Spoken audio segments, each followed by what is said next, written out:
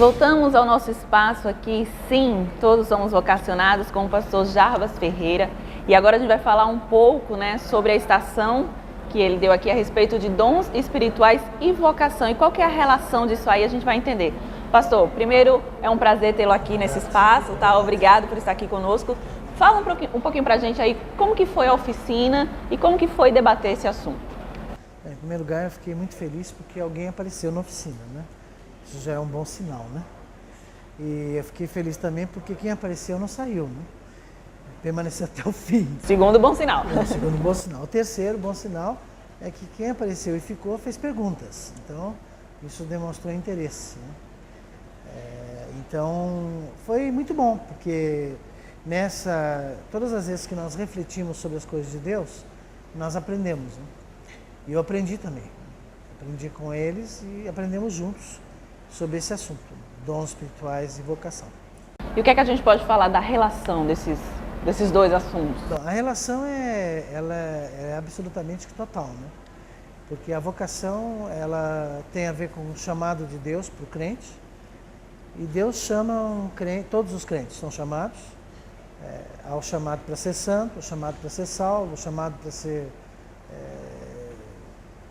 filho de Deus, e ao chamado para servir, de acordo com Pedro na primeira carta, capítulo 4, chamado para servir de acordo com os dons que recebe. Então, os dons espirituais são capacidades ou capacitações dadas por Deus para que os chamados, os vocacionados, sirvam a Deus nesse mundo de forma eficaz, de forma que glorifique a Deus, do jeito de Deus, né? E o que seria um serviço eficaz? O serviço eficaz é um serviço em que ocorrem resultados concretos que impactam o agente do serviço do ponto de vista da sua fé e que impactam aqueles que recebem ou que participam do usufruto desse serviço e que redunda tudo isso em glória a Deus. Deus é glorificado nesse serviço.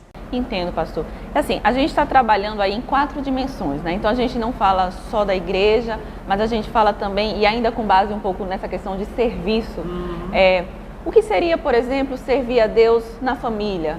O que seria servir a Deus na sociedade enquanto cidadão, né? Não necessariamente apenas como cristão, mas também as duas coisas atreladas.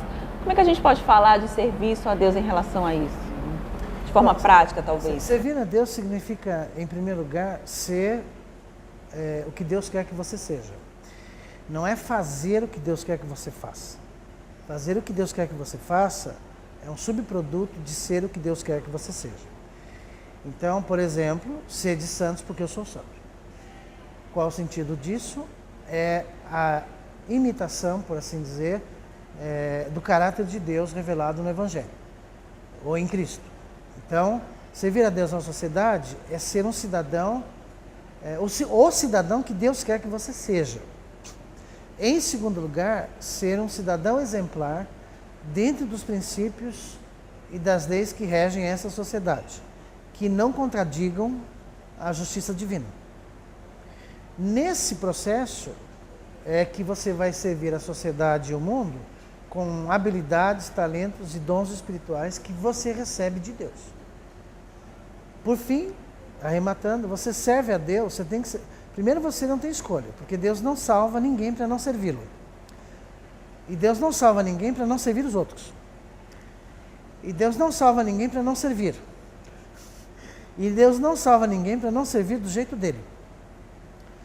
E do jeito dele significa construir alguma coisa que Deus quer que seja construída e que glorifique o seu nome na sociedade onde o indivíduo está inserido. Legal, pastor. Só para a gente finalizar aqui, essa relação de serviço, de vocação, de dom, o senhor acredita que, e o que é que foi visto, inclusive, através das perguntas na estação, é difícil hoje, numa sociedade com inversão de valores, numa sociedade dentro de uma família que também há inversão de valores, né? Como que é isso? Está fácil, está mais difícil, está mais complicado? E o que é que o senhor pôde ver isso em relação às perguntas, à participação das pessoas na estação? Bom,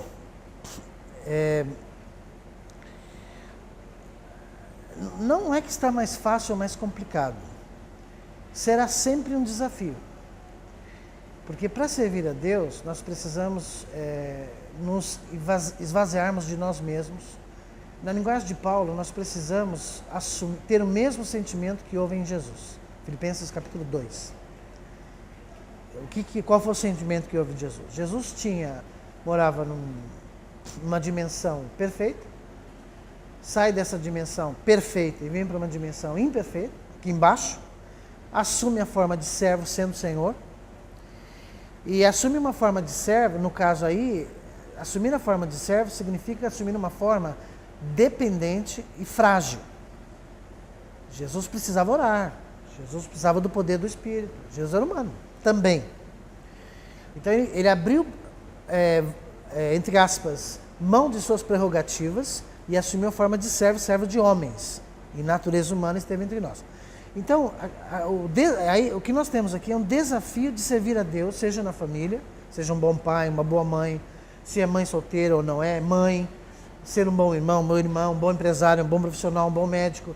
O desafio é de você, volta à mesma tecla, é de você permitir que Deus, que o Espírito Santo trabalhe em você e torne você uma pessoa cujo caráter é moldado por Deus.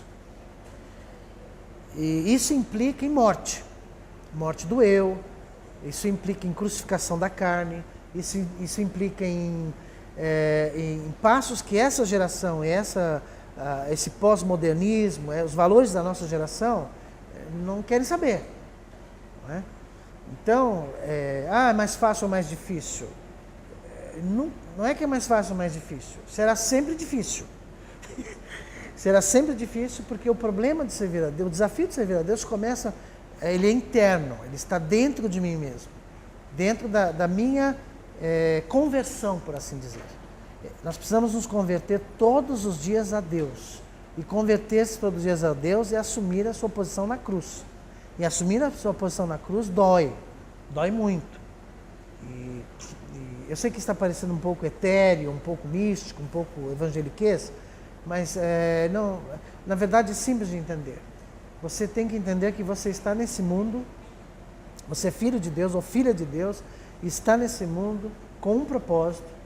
Deus também tem um propósito através de você, e você tem que tomar uma decisão. Se você quer assinar embaixo esse propósito ou não. Se você assinar, você vai sofrer. Mas você vai chegar no fim da estrada e vai dizer, valeu a pena. Se você não assinar, você vai sofrer do mesmo jeito. Só que no fim da estrada você vai entrar em desespero, porque você não sabe para onde você vai. Ok. Pastor, muito obrigada pela sua presença, tá? Aqui no nosso espaço. Prazer.